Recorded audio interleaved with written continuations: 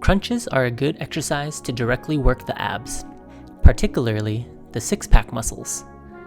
The function of the six-pack muscles is to bend the spine forward.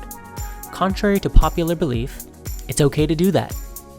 What's not good is pulling your neck to do a crunch, so it's recommended to cross your hands across your chest, or my personal favorite, reaching your hands up toward the ceiling.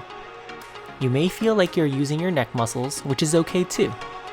I don't recommend putting your feet under anything for leverage, as you might be working your hip flexors instead. The crunch may seem like a basic exercise, but it can be difficult to execute. If you can't feel your abs particularly well with crunches and do them with good control up and down, it may be good to start with planks first. That's it for this exercise. Please like and subscribe. Thanks for watching.